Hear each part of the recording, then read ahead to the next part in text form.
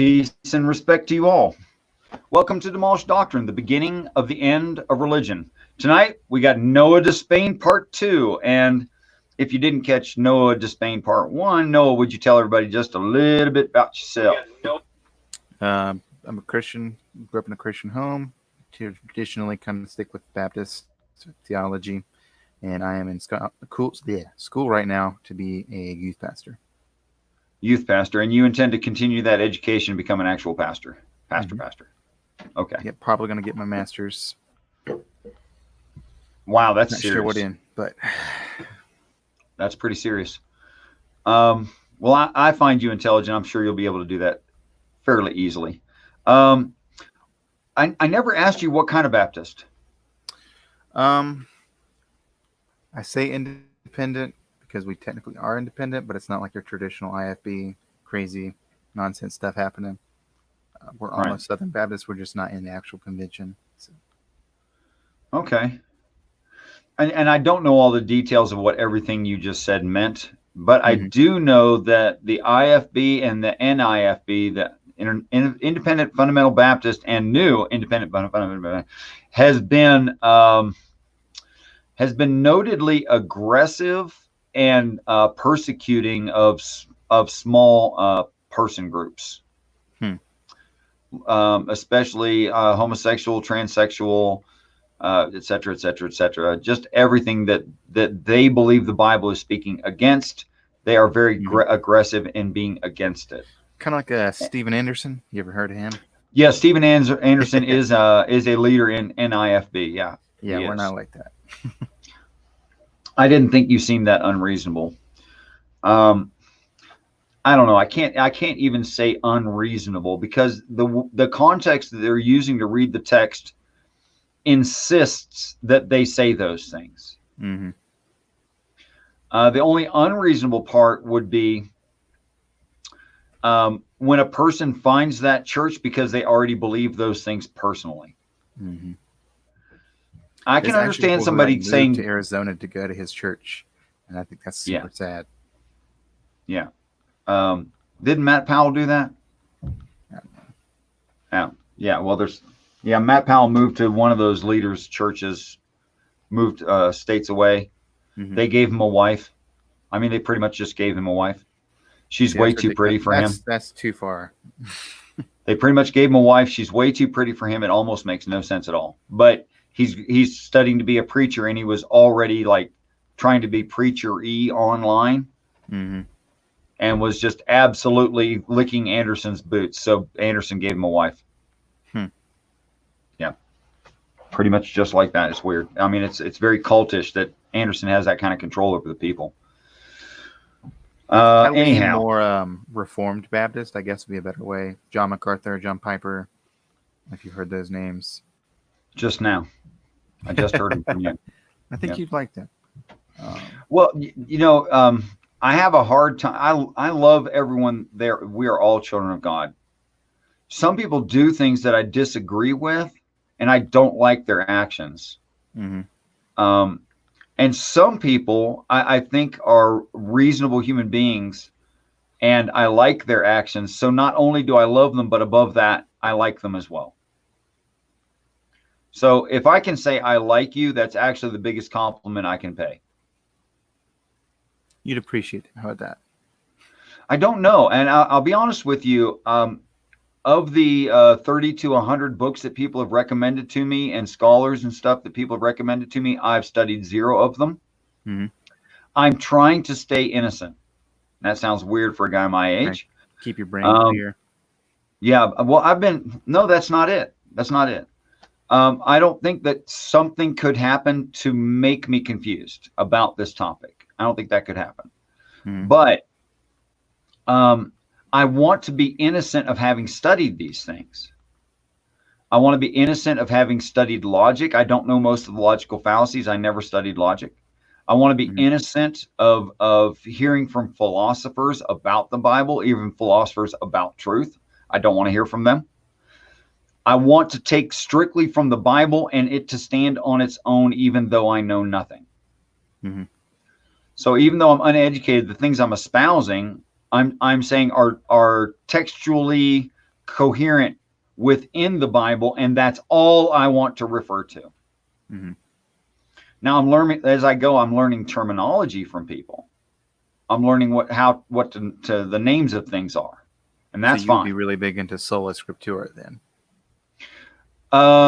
No, because I think sola scriptura is limiting in that when they say that, they mean that Bible scripture only. Mm-hmm. If I said it, yes, innocent and ignorant, that's right. That's basically the same thing. If you're ignorant, you are innocent. They mean just the Bible. When I'm talking about scriptures and word of God that's directly handed to man, I'm also talking about Hinduism, Native American of every culture, Aboriginal Australian, etc., etc., etc. Ancient astrology actually tells the same stories as the Bible. And it just goes on and on. The ancient Canaanites, etc. All have these same stories. And because I believe they are predictive and not historic, then it actually justifies quite a lot of things. Quite a lot of things. Like, there's never been a time on this earth where it was really popular to sacrifice children to God, because that society would be dead. Mm-hmm. So it can't be really popular. If it is, it's short-lived. It'd be very short-lived, right? Yeah. You in order to maintain a population, you need a replacement per generation of 2.3 children. Mm-hmm. Because 0.3 won't reproduce for whatever reasons, death, disease, homosexuality, what have you. They won't reproduce. So to replace and maintain 2 adults, you need 2 kids plus the 0.3. Mm-hmm. All right. I just got nervous and forgot what the heck I was talking about. Oh yeah, babies. So there's never been a time on the earth where more babies were dying than right now. Never. And I looked up self-reported numbers by Planned Parenthood worldwide, and that's just Planned Parenthood. This sounds insane, like I can't mean it. It sounds like that can't be right. Mm-hmm. 630,000 per year through that one organization. Yeah, I'm not surprised. Okay. So about every 5 years, they beat every major war and death event on the planet except for ice ages. Mm-hmm. But every violent event they beat every 5 years. So anyway, so it turns out that worldwide, the easiest way to abort a child, and that's what it is a child, is to inject a very high saline solution into the placenta. Mm-hmm. That's the easiest way to do it, and cheap. Syringe, salt water, you're done. That's it. The body will reject. Might need a DNC, might not. Most likely will. Mm-hmm. But that's it. That's all you got to do. But what does that do to the unborn child? It dries them out. It physically burns them. It literally turns their skin black, like a 3rd-degree burn all over. It's literally what it does. Isn't it interesting that the ancient texts all over the earth are talking about sacrificing children by fire?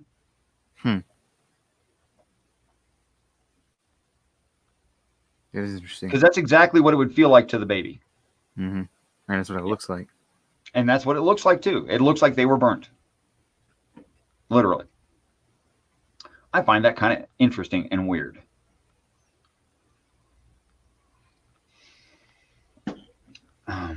Anyway. So what do you think about spiritual gifts? I think they're awesome. What do you think about them? I think they're pretty cool. I want to do a study on them. Okay, so let's, for anyone who might be watching still, despite all the aggressive things I've said, And it's only 10 Um, minutes. yeah, it doesn't take me long. Would you go over the spiritual gifts? Off the top of my head, there's like preaching, evangelism, teaching, um, giving, mercy, and it's not encouragement, but encouragement, edification. Those are the ones that I can think off the top of my head. What do you make of tongues? I personally think that was for then and not now. I would group that into the signs gift. I don't think it's necessary anymore, especially with like Google Translate. We don't need to speak in tongues. Right. And I agree with you 100% that that is for a very, very specific time frame. I will disagree with you on what the time frame is and when that would be handy. Mm-hmm. And here's why. Let's say that we were talking about the ancient Near East and people didn't have motorcycles and cars and airplanes. Mm-hmm. A gift of tongues pretty useless. Except for Pentecost. I mean, that was that's why it was useful with Pentecost, was because all the people had been coming in from the different regions. Yeah, and I really think that was just that specific instance was really the only time it was necessary. Gio, I'd love to hear what is the correlation. If you'd expand, citation does not equal cause. Coalition does not. Oh, correlation does not equal causation. That's true. That's true. You're right, Gio Sam. It doesn't. If you were more specific, I'd actually address it for you. All right. So let's go to the Tower of Babel. Okay. Would you just briefly tell the story? Off the cuff is good enough. It doesn't have to be perfect. It'll be good enough. Basically, men got together and decided they were going to build a tower to the heavens, not literally to heaven, but to the sky. And then God saw that if they did that, then nothing would stop them from doing whatever they wanted. So he confused their languages and spread them out. Right. Okay. Let's say that I did take clay and mix it with chert and a little bit of straw and some seashells and formed them into blocks, and I cooked them. And I built a great big tower. Would that make me able to do anything? Well, I think it's the working together part. I think it is the working together part that he's really talking about there. When in the history of this planet has everyone been able to speak the same language?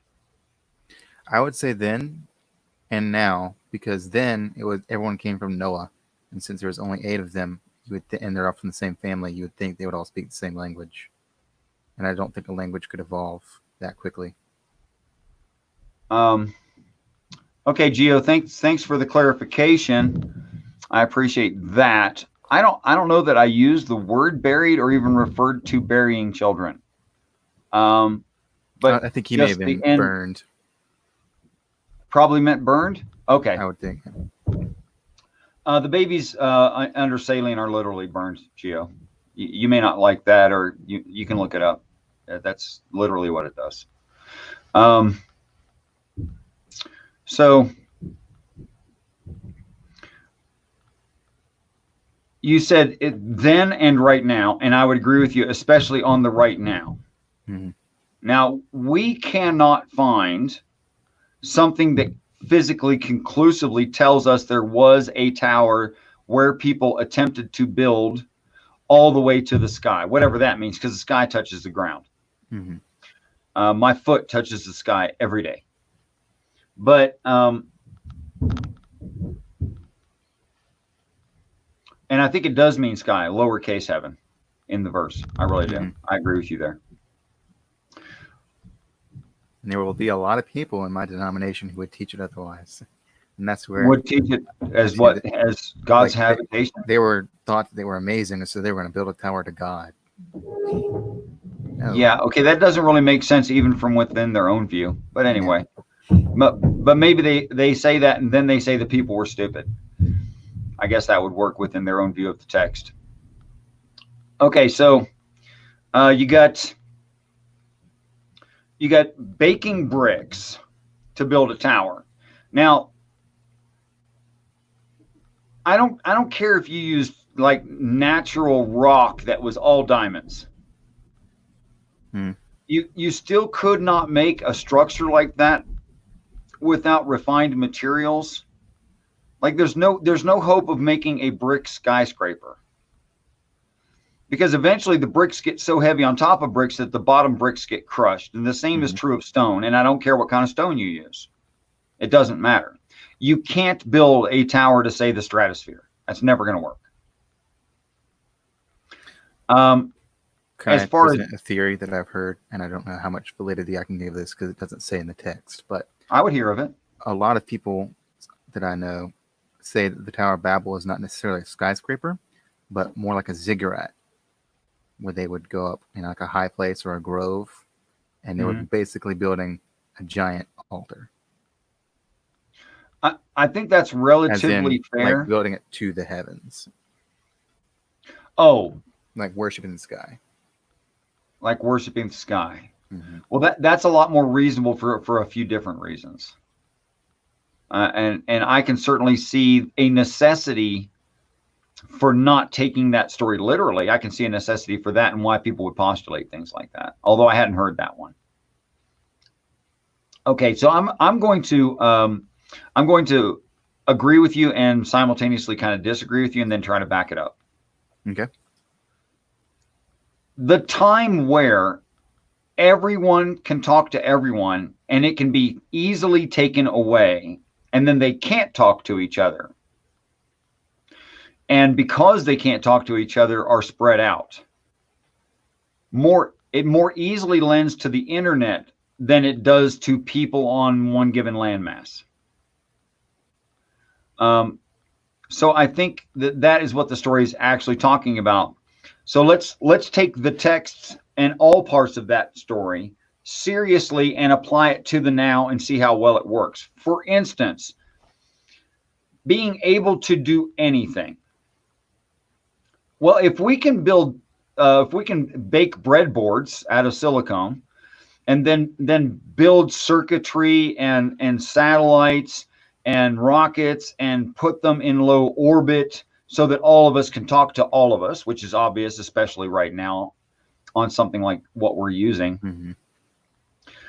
But it's also, we're able to talk to each other, but it's also a very, very fragile system.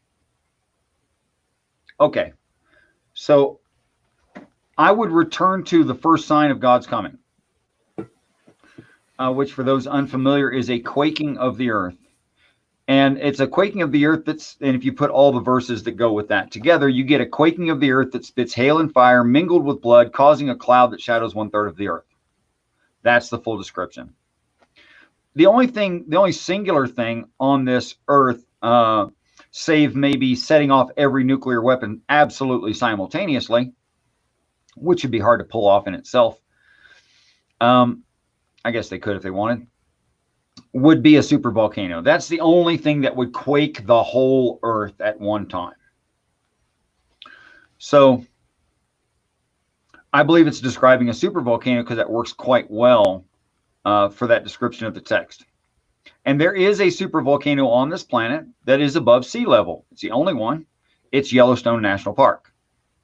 Now the rest of them pollute oceans, and even boil oceans, but they don't make a cloud. It just doesn't work that way. So let's say, for instance, that Yellowstone were to blow. But wait a minute, Yellowstone can't blow. It's been breathing for years, rising and falling on the thinnest part of the crust over the magma chamber. So it's not going to blow. It might blow any second, but it's not going to blow anytime soon as far as we can tell. Peace and respect to this one guy. Welcome. However, last 7 to 5 years, we actually have a small group of scientists who made their own money and retired and are working together because they like science.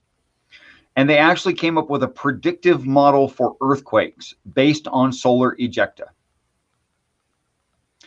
Now, its percentage of accuracy over the last model to predict earthquakes is 1 billion%, because there's never been a model before that. But when they predict earthquakes, sometimes weeks, even 3 weeks in advance, they get 65% correct, telling where the earthquake's going to be and about what the impact is going to be of it. All right. So it's the first model, and it's a good working model. It needs refinement, I admit, but it is a good working model. And unfortunately, they're dorky scientists. They come up with a stupid name. I don't know why they came up with this stupid name, but they did. They were suspicious of the old science, which is why they got together, and they're observers of reality, so they call themselves suspicious observers. That's a dumb name. They sound like they're paranoid. They're not. It sounds paranoid to me. But it's not about paranoia. It's about hard science. They're publishing, they're peer reviewed, they're winning awards, they're nailing it, and they're the first ones ever to nail this particular problem. And I really recommend suspicious observers to anyone who's interested in these things. So because of our modern science and them borrowing mostly from NASA and only recently getting funding to start their own experimentation, we have found that there are particles from solar ejecta that penetrate the atmosphere fairly easily, penetrate the crust fairly easily, and are absorbed by magma, and it lowers the viscosity of the magma, which triggers seismic events. So all you need is a good potential and a good solar impact, and you can trigger events. But what would a solar ejecta do to this Earth in its electronics? Have you ever read up on that? EMT or whatever it's called. An EMP. EP, yeah. Literally energizes the atmosphere. Of course, if you have a coil, what a coil does is it increases the energy going through a conductor. That's what a coil does. Fry everything. You got it, man. We get a serious impact from an EMP, from a solar ejecta. It would probably fry every kind of coil everywhere. That's the starter on your car. That's the generator or alternator on your car. That's how your cell phone works. It's how power plants work, many of them. It's how substations work. It's how the transformer in your neighborhood works. Those are all coils. Okay. Now, the USGS is not famous for making movies, but they made one. It's called Supervolcano. They used actual hard science. It's a government entity that created this feature-length, Hollywood-quality movie about Yellowstone erupting. I really recommend people see it. It's like an hour and 45 minutes, if I remember rightly. It's their best estimate of what would happen, for real. But their best estimate of what would happen would be exactly what you just said, exactly what I just said. First, cell phones would shut off. And then energy induced into the planet would fry the grid. And then it could trigger Yellowstone National Park, which would erupt at about 2,000 nuclear missile per minute in force. And who knows how long it'll go. Mm-hmm. Okay. So that's a quaking of the earth that spits hail and fire mingled with blood, which would scatter all the people and babble their language, where they were able to talk to each other. And it would be like literally overnight. Okay. So I think that's what the story is actually describing. Objections? I think history can repeat itself. You know, it can. People understand that a lot of the text is quote unquote foreshadowing, and that's fine. Because to me, when someone says, oh, that could be a foreshadowing, what they're saying to me is, I believe it could be predictive of the future. If they assign value a lot of to the that, Old Testament is actual things that did happen mixed with foreshadowing. That's fair. That's totally fair. Because for me, and what I'm concerned with in people, the result is the same. People would expect to see this in the future. Which means that when they do see it, their brain is going to go, oh, I get it. This is end times. And what it also does is it shows it's the same God. Like, he's consistent. Yeah, consistency, absolutely. So I would start an argument with you just for fun, not that I want to argue with you personally. I like you a lot, but in the description of the first sign of God's coming, the quaking of the earth, Mm-hmm. and that is only Which in the is that Christian. Revelation or Matthew? Which one are you referring to? Well, there's hints to it in Daniel. There's Daniel hints to it in too? Matthew, Okay. and it's spelled out very well in Revelation. Okay. What if I said that the Zuni Indian had a lower god, a demigod, if you will, who they call a Kachina, and they call it the planet Kachina, so it refers to the planet. Mm-hmm. And its dress, its costume, is a conical hat with one big black feather coming off of it, and a little bit puff of white coming off the bottom of the black feather at the top of a brown cone. Mm-hmm. And at the top of the brown cone, there's leather strips that are painted red, and there's red leather strips coming down the outside of the cone, flowing out like that. Okay. And his collar is also those same kind of leather strips. And his skirt is also those same, only wider, like 4-inch wide or 3-inch wide. I can't really tell. Leather strips, and also his cuffs, and also anklets. Mm-hmm. And his dance looks random because it looks crazy to like a white guy. But his dance is a dance of extreme violence.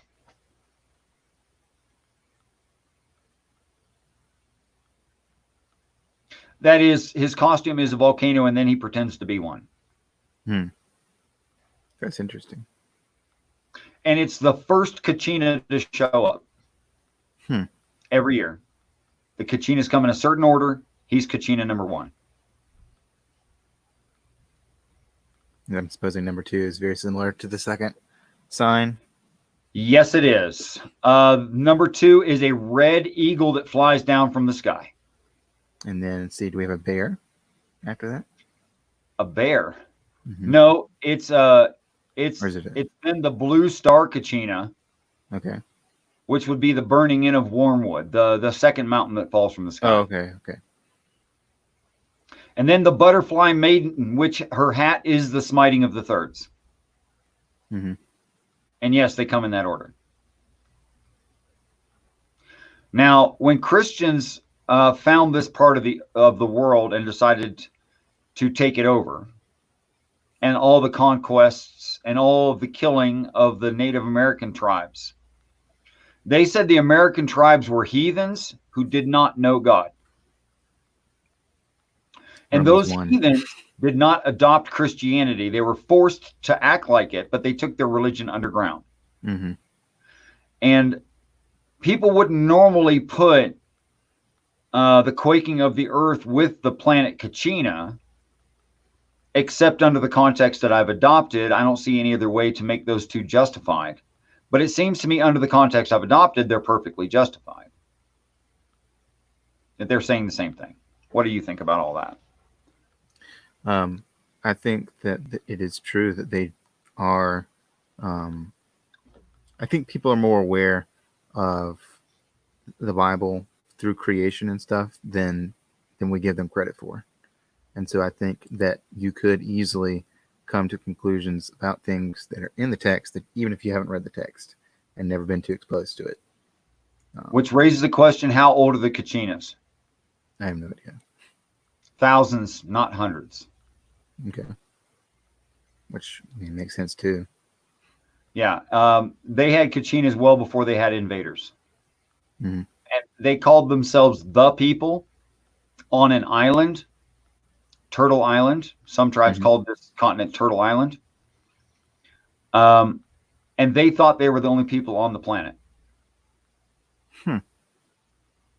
Which reminds me of, I think it's the Greeks used to think the Earth was a turtle, or it was on a turtle. Yeah, that's a Greek thing, yeah. Of course, there were Aboriginal Australians also thought they were the only people on the planet. Mm-hmm. And probably a couple others, but I don't know all of them. And which to me that gives Romans 1 a lot of credence, and I know a lot of atheists or even the Mormons like to discredit the fact that everyone is aware of at least a deity through creation, which makes them blameless. But from what you've been telling me, like obviously these people had no connection with the outside world at all or with each other, and they're all consistently coming to very similar conclusions. Right. If I describe Hindi, Agnes, Agnes, is the god of fire. Mm-hmm. Christians get offended by the word God. But in the context of the society, it doesn't mean a God like a Christian would mean the word God. It doesn't mean the same thing. Mm-hmm.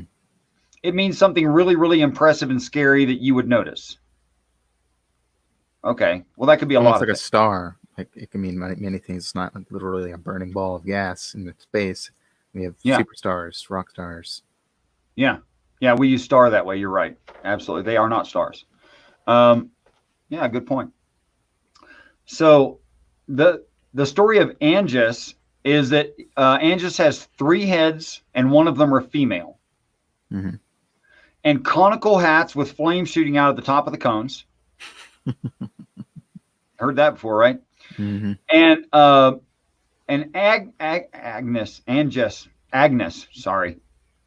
These words are closely related. Agnes has a swollen, misshapen pregnancy. It doesn't look nice and healthy and round like they're like carrying a half a watermelon under your shirt. That's not what it looks like. Mm-hmm. It looks all bumpy and crappy and red and irritated. And rides, and has a scepter with fire above and fire below. And rides a goat. That is a lowly animal. Mm-hmm. So this lowly, impressive God has fire above and below and several conical hats of fire and a misshapen, swollen pregnancy. That's irritated. Mm-hmm. Yeah. Works for me. Where do you find this stuff, Richard? Well, the way I read the Bible, it puts a picture in my head, and I just go other places and find the same picture. Mm. It's just that easy. And I just, everywhere I look, I find that picture. Some representation of a really impressive volcano is part of that religion. There'll be an impression of a star or a mountain or something fiery that's huge and scary falling from the sky, and there'll be 2 of those. And it's just like that everywhere. So what do you think of missionaries then who go to those islands and stuff and present the gospel and the Bible to them? I'm not talking like Catholics, because I feel like a lot of times they force things on people, but like just your average, let's just say Baptist. I mean, it doesn't have to be Baptist, but Baptist missionary. What do you think of that? I think they're sweet and innocent, like a child. Mm-hmm. It's about all I can say about it. They're doing what they think is right, and they think they're being humanitarians, and that's sweet. Now, it's exceedingly ignorant, but it's sweet. And Christians, that's another thing that Christians do is, Christian persecution. How about this for Christian persecution? The wild animals attack you. I'm talking about killer bunny rabbits, like killer birds, like the movie Birds for Real. Mm-hmm. Now that would be some serious Christian persecution. All the people want you dead, and now the animals are attacking too. Mm-hmm. She-bears coming out of the woods, wiping out 40 kids. Mm-hmm. Is totally justified in the statement of Satan, which he says 3 times in the Bible. It's in the book of Ezekiel. It's a quote by Goliath. And it's in the book of Revelation where it says it's Satan that says it. Okay. So I'm not sure like how exactly Satan would accomplish making actual natural wild animals, which have some fear of us, not perfect fear, but some fear of us, just attack us. I'm not sure how to do that, but he says when it'll happen, and it's the second half of end times, and it's in the 4th seal. Well, he does. Far along. He does possess those pigs in one of the Gospels and runs them all off a cliff. Yes, probably the same thing. Well, it definitely lends to the same sort of thing, the possession of an animal. Mm-hmm. It definitely lends to that. So, especially with all the spirits coming out of the pit, or the demons coming out of the pit, the bottomless pit, with the weird I only locust remember things. 3. I don't know what you mean by all the.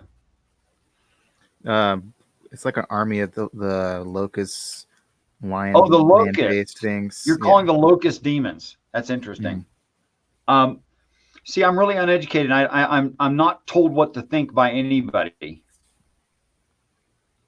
So I'm not used to hearing things like that. You'll forgive me. I'm ignorant at best. So. And I'm sorry if I come at this biased. No. We're all biased. It's okay. We can work with that as long as we're willing to work with it. So tell me why they're demons within the Baptist church. Just because like the bottomless pit is usually associated with Satan and the devils, and just the description is not anything natural, and so the best thing that we can chalk it up to is demons. Now, I can't say for certain like that's definitely a demon, and I think a lot of the people in my circle would probably say the same thing, but generally because of those correlations and then Satan getting thrown into the bottomless pit for 1,000 years, it seems likely that it could be a demon. Okay. Or an army of demons. Since we know a third of the angels fell, and there are demons with Satan. Do you believe that chapter 6 of the book of Genesis, and men began to multiply and cover the face of the earth, and the sons of God saw the daughters of men that they were fair, and they took them each wives which they chose. Mm-hmm. And those same bore them children, and those same children were mighty men, men of renown. And the Lord said, I will not always strive with man, yet that he is flesh. His days shall be numbered 120 years. Mm-hmm. Do you think that's a quote of God? I don't know. It's been a second.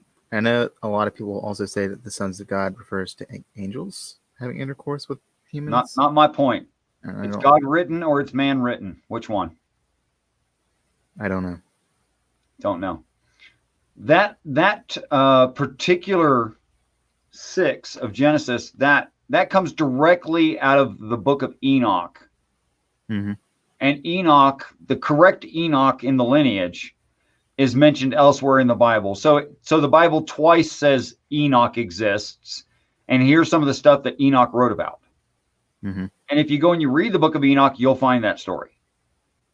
In fact, most of the book of Enoch is about chapter 6 of Genesis.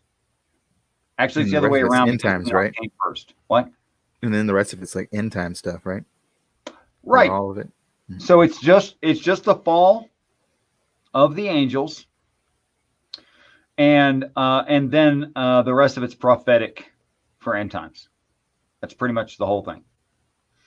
Except for a little bit of here and there about his personal experience and how angels told him stuff and what he saw from angels.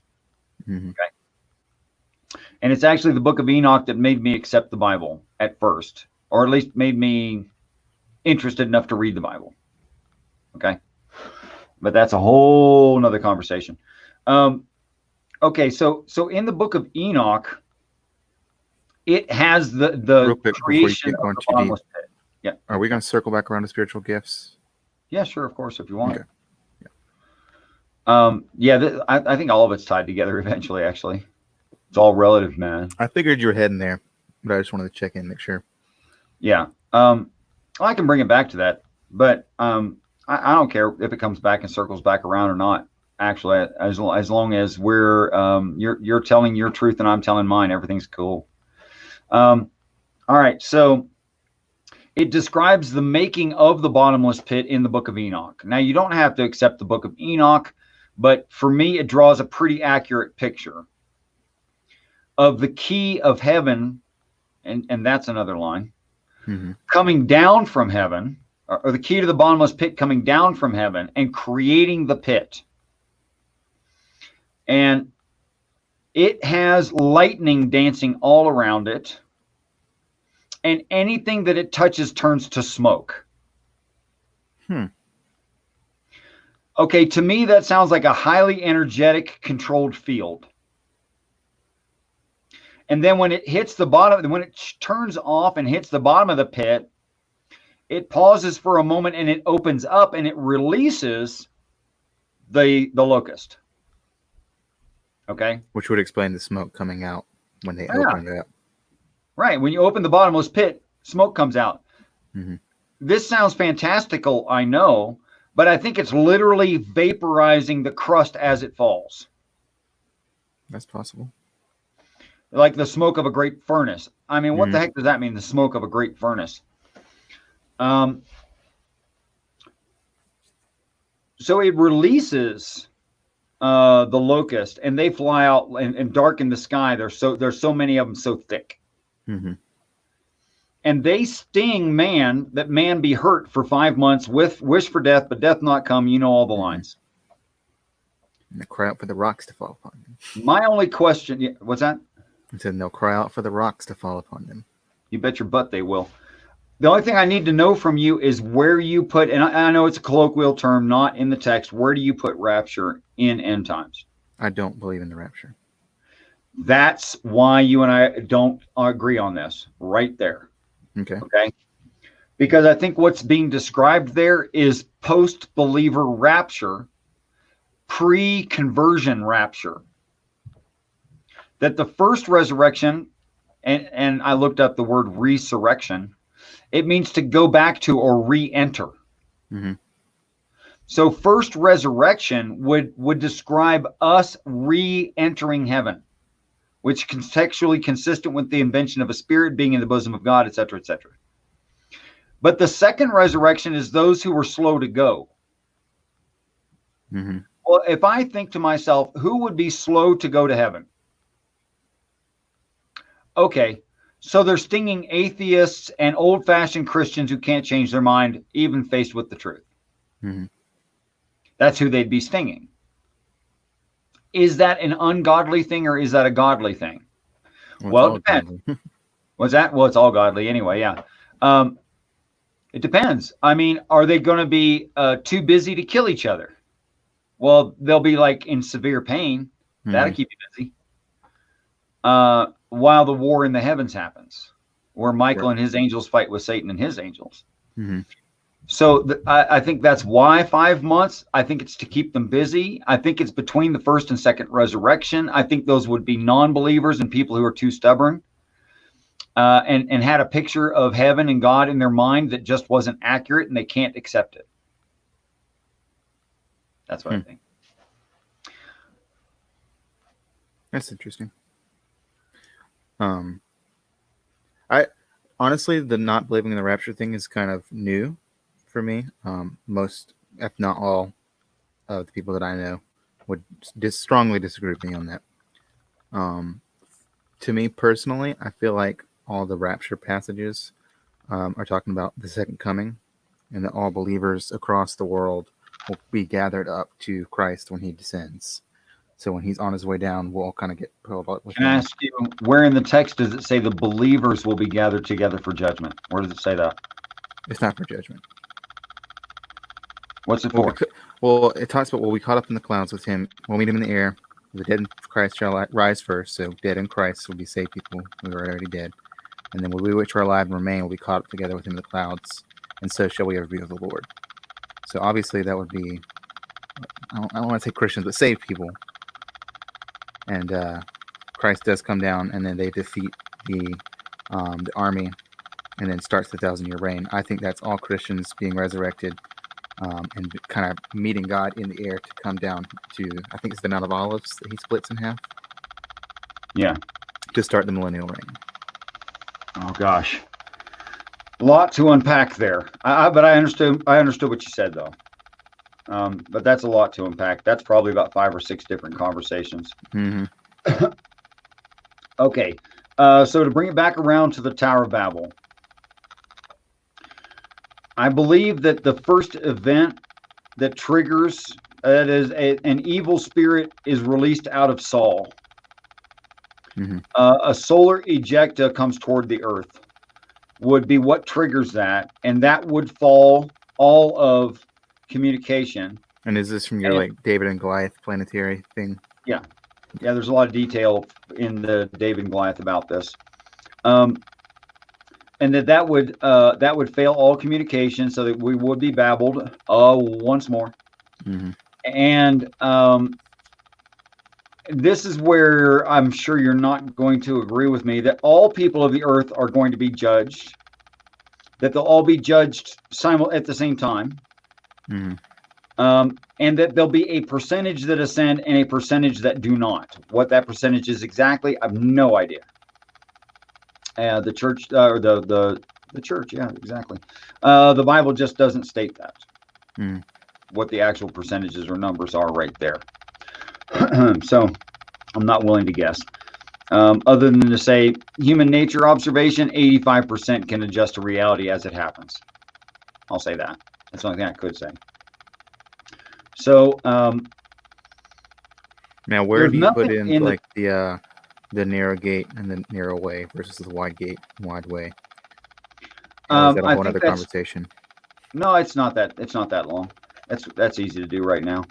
I think that in proper time frame, it means that most are misled by Satan at first, but then God fixes it.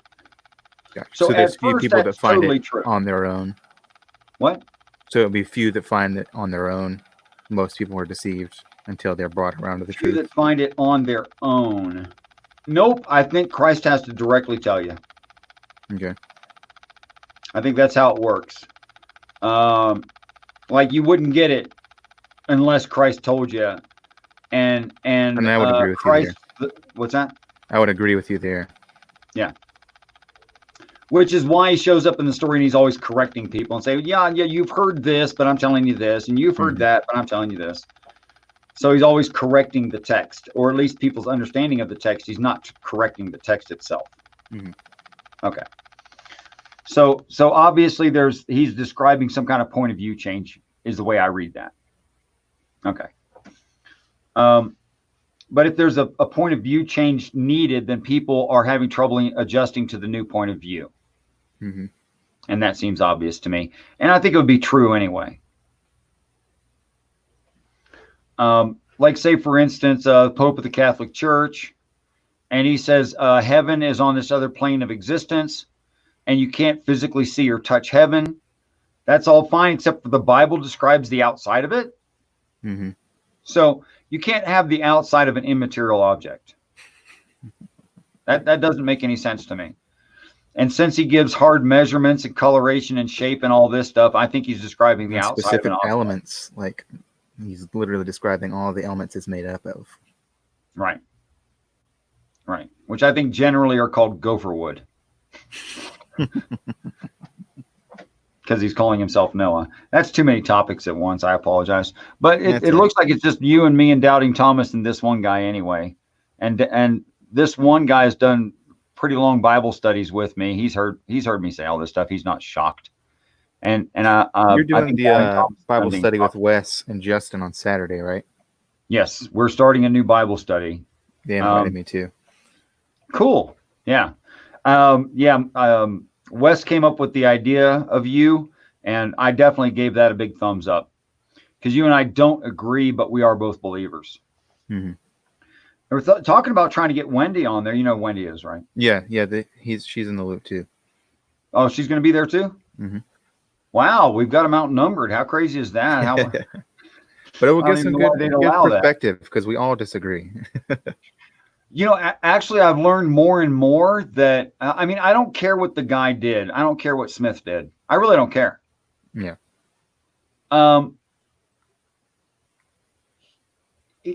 Through the Church of Latter-day Saints, although I personally feel they got some major stuff majorly wrong. Trinity.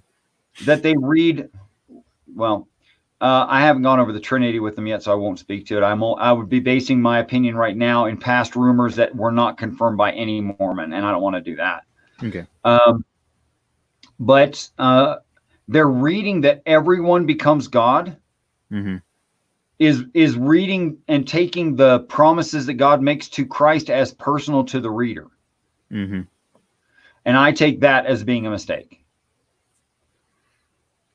And are they there? Well, because to them, are definitely there. Because to them, God is just a title. It's not a being. So anyone could be God, because it's not. Yes and no. From what I understand, I don't really because want to get into your view would be like any of the Christs become absorbed into the Godhead. So in Right. a way, anyone could be the Christ. Well, it's but just not whoever God everyone. picks. Mm-hmm. And he's got a specific spirit, so it can't be just anyone. Mm-hmm. And besides that, created for and through all things of this earth, at least, if not more than this earth, but at least this earth, and is as So old as the earth. So about your interpretation. Sorry, old. I don't want to like jump off into another topic, but well, let me wrap up the Tower of Babel real quick first. okay, go ahead. And then can you want to take a note, or you'll remember it, or what? I want to give you a second to do that. Yeah. So I want to get back to what you're thinking, but I want to wrap up Babel.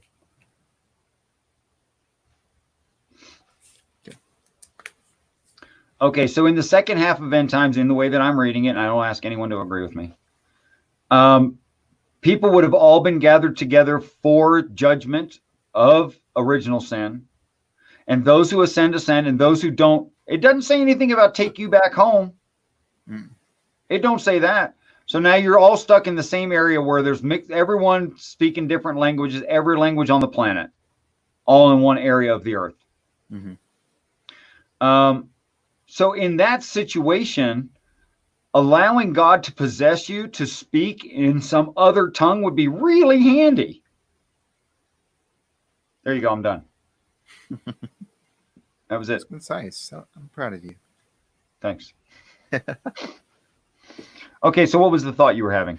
So, sorry to interrupt. With your interpretation, the Christ gets absorbed into the Godhead, right? You could say it that way. I wouldn't say it that way, but sure. So it says that the Word was with God. In the beginning was the Word was with God, and the Word was God. The Word was God. And the Word became flesh, which would be Jesus. And the Word became flesh, yeah. I'm confused how that works into your view of the 23 different Christs. Well, tell me what it doesn't work, and I'll answer to that, and I think that might work better for both of us. It would seem to me that whoever the Word is who became flesh, which I guess technically he could become 23 different fleshes, but becoming flesh sounds like just one person. It is one person. Mm-hmm. And then stays one person. It does stay one person. Okay. Okay, so all right, so I'll do it this way. So I'm pointing at nothing right now. You'll forgive me. Okay, so say this is our earth right there. But the Bible talks us, and I'll do it as if we're counting backwards. The Bible is telling the story of this one, which will be the same as this one. Mm-hmm. That's the whole story. That's all you get. Okay. It's the part that concerns us right now, and that's it. Super brief. Mm-hmm. That way the Bible doesn't weigh 30 pounds. And it would if they told the whole story. Okay, so you got Jesus for this earth. You got Jesus to the last earth, who is the father of the Jesus of this earth. Oh, okay. So who's the first father? This one right here in the middle, the big guy. Okay, so the big guy starts it all. He kind of kickstarts everything. So where is the Word with the first guy? Because you are Trinitarian, right? The Word is the first guy. Okay. He's the first one to start this. Mm-hmm. That's why he's always describing God as a set of ideals and perfect ideals. Mm-hmm. There is no physical God except through a person experiencing it, exemplifying it, promoting it, giving it to others, and making it grow. There's no physical God beside that. Mm-hmm. So I think that the first Homo sapiens sapien in the universe would call himself the first Christ by job title, not necessarily his name. It might be Yahweh. I don't know. But then when he starts an earth and he has a son, planning the genetic differences and isolating people by those genetic isolated groups rather than an evolutionary model, which has some pretty big problems in my view. So you got like, Chinese, African, Aboriginal, Australian, Russian, all the major groups, but no technology, no really way to travel. They got to start from scratch. Well, that's like a countdown timer when you're going to get a certain genetic combination. But you're going to get it. Mm-hmm. So I think the whole thing is arranged to be a countdown timer to where Christ is born in the day of technology. And then I think actually God tweaks it along the way as he needs to. And puts us in sometimes in pretty good sized leaps forward in technology.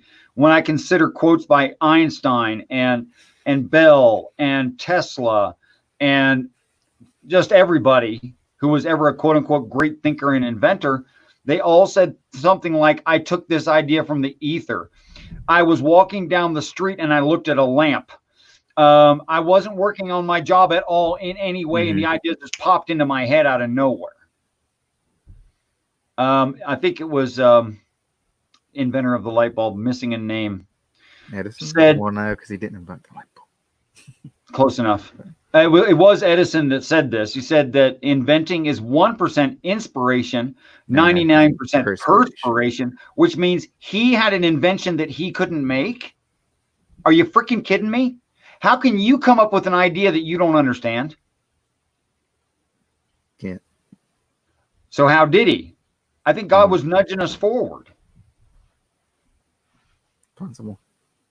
Yeah. So I think that's accidental prayer of atheists, deists, agnostics, Christians, etc., etc. So that to me, that's like him tweaking the time frame so everything works out at the right time. Gotcha. You're interesting, Richard. What's that? I said you're interesting. I tell you what, man, all this stuff works really well, and I think that I'm actually ignoring no part of any reality. Mm-hmm. Like the things that are actually shown, I look at it and I go, yeah, that totally should be there. It totally makes sense within this reading frame. Like similarities in genetic material, which is interpreted as ancestry, totally makes sense to me in a biblical frame in the way that I read the Bible. I don't have to throw away any of that. It totally works very well. Up. I don't have to. Yeah, I don't have to. I try now. Sometimes I get a little excited and I go to the edge of my wave cuff, and I get too close to it. And I shouldn't. I should play it more safe than that. And I'll say things that I'm pretty sure of, but not completely convinced of yet. And God say, "Hey, look, Richard, that's dumb. Don't do that." And I'm like, oh, "I'm sorry." I just got excited. So, one more question. And then maybe we can go over and raid Justin's stream. Sure, let's do that. What's the silver part of the model behind you? The little silver circle. Oh, that's our moon. Oh, okay. Okay. That's for scale. When it's just on this other side of the moon, this is about the correct scale. Gotcha. I want a measurement in the painting. I couldn't stick a ruler up in the sky, so there you go. I included the moon. Yeah, if you take the conversion factors of the measurements of Noah's Ark, and you apply it to the 12,000 furlongs of the lowest level of heaven, or our heaven, the New Jerusalem, this is the size measurements you'll get. Same God. Yeah, and people tease me about it, but this is the headdress of the Red Star Kachina. And this exact pattern from 4 of Revelation is painted on his chest, but thousands of years before Christians got here, by the way. The 24, 4, and 1. You didn't come up with that then? I didn't come up with this. I just copied it out of the Bible. Oh, okay. This is also the underbelly. Or if you can I guess imagine draw this. it. Did you draw it? Or? Oh, yeah, I made the two-dimensional representation of it. Okay, Yeah, that's what I was asking. I did that. Yeah, I didn't buy this anywhere. If you look at this, you imagine this as a side view. You get the Ark of the Covenant. I can see that. You get the priests, but you have to eliminate 12 because you can't see through solid objects. So you get the 12 priests who carry the Ark across Jordan. You see what I'm going with that? They carry the Ark across Jordan. Jordan means the place of the descender, or the place where dissension happens, or condescending. That's what Jordan literally means. Which is interesting, since Naaman has to go down into the Jordan. Right. Okay, so it's the alabaster flute player in Japanese art with the great god behind her. This is his headdress. It's the red star Kachina. It's chapter 4 of the book of Revelation. Where else? A Hindu god whose name I still have not learned and should really apply myself. But it's like 14 letters long or something, man. It's all one word and there's no breaks. Don't you hate those? It's like it's the name Can't of even one begin guy. to pronounce that. So you can't even begin to try to work through that phonetically. Yeah, no matter what I do, I'm gonna say it poorly. But he's hugging the earth, and he has 6 fingers, and he has only hands, no feet, but all of the appendages, only the ends of the appendage, and no body. And he's got a big globe head and a grimacing that which is a sign of power, grimacing, fangs and big round eyes, and he's wearing a crown. And on his crown is 23 dead princes and 1 live one in the middle. Yep. Huh. Of course, dead wouldn't mean dead. Dead would mean, of the past, or you don't know about it, or it's ancient. It's your dead relatives, stuff like that. Separated from it doesn't the now. mean dead. Separated from the now. Well said. So, and everywhere I look, every religion that I've ever looked in has this expression somewhere. And although it's in the red star Kachina, the red star Kachina shows up in the middle of the series of Kachinas, not at the beginning. He shows up in the middle of the Kachinas. He's not first, he's not last, and he is the most important one. Is he 3.5 something in? 3.5 years? Oh, they don't do it in years or months or weeks or days. I said something. 3.5 something. It would have been, the series of Kachinas, it takes up a good chunk of the year. I never had the thought that you just had. And I'd have to go and find out how long of the year the whole series takes. I don't know. I would not be something wrong the line it's like what you're suggesting. I would not be surprised at all if the Kachinas come in a period that is divisible by 7 and in the same order. I already know they're the same order, but in the same time distances as the signs of coming, the arrival, and the trumpets. I would not be shocked by that at all. I would I expect it, but I don't know right now. Down to Thomas. Your sister's now back to flute player. Napoleon Dynamite. What? Napoleon Dynamite? Yeah, your mom goes to college. Like, not a very good insult, actually.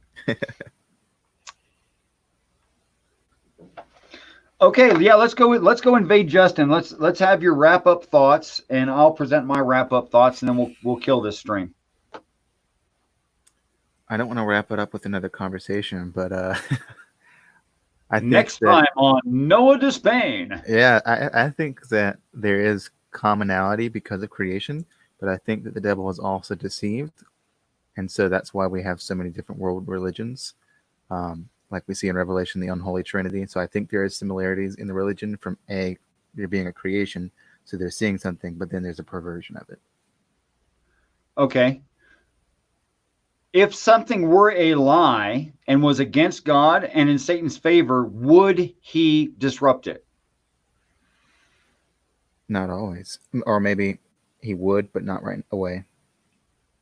I think God allows it to happen. But generally, if it was benefiting him, he wouldn't disrupt that.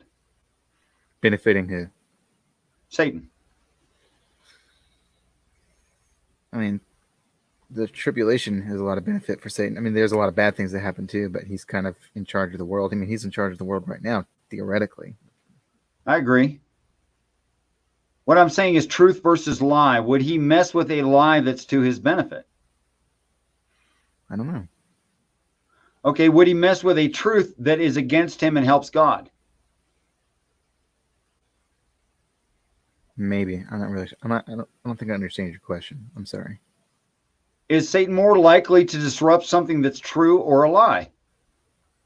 I think he's more likely to use a lot of truth with a little bit of lie. Yeah. To what end? To disrupt truth or to disrupt lies? To disrupt truth. What's the most true religion on the planet? I mean, personally, I think Christianity, and I hate Which that one word. would Satan go after? Christianity, and he has. I can show that to you. Which one should be the most misled? Christianity. There you go. And I think it is, by the way. And I would agree with you. Which is why we have so many denominations and some people saying horrible things about humanity. Mm-hmm. And doing stupid stuff in the name of God. No doubt. No doubt. God benevolent would never approve of many things that Christians have done in the past. No way you could agree with that. And do today. Yes, sir. I mean the past up to this very moment. That was a really good finishing thought. I really liked that. And thank you again. And I want to do these with you as your schedule allows. I don't care much about my schedule. I'll schedule around you with enough, unless there's a surprise and I have to work late and I didn't even know I was going to have to do that and I didn't have a choice. But anyway, okay. I apologize for that. I was like, I really apologize for that. It's terrible. That's happened about 4 times because I'm like a semi-retired independent contractor. Mm-hmm. All of the people that I work for, my base of customers are aware of that, and they'll just say things like, "Oh, I thought you'd do this much work today." Mm-hmm. I'm like, "Oh, wow, okay, yeah." Thanks for putting me in that show. Yeah, thanks. Well, you know, the customers were there before I met you, and I do like to eat food. So sometimes I have to blow you off, and I've blown off this one guy several times, and Math Pig, and all of my friends have suffered from this. But I do try to warn them up front that happens. That's okay. I'd rather you eat and stay alive. Yeah, I'm kind of fond of eating. Yeah, Me too. I've done it a few times in my life. Trying to stop. Yeah. Eating as much. Eating as much? Yeah. Is that right? Stop eating altogether. No, not all. No. Well, maybe for really short amounts of time, it'd be okay to not eat at all. That's biblical. Yeah, that'd be okay, I guess. Yeah. All right, let's wrap this thing up then, man. We're going to head over, and I hope the 5 of you will head over and invade Justin, because Justin is brilliant and open and kind and a humanitarian, and he should get more attention because he is doing what he believes is right, and that's the best any of us can do.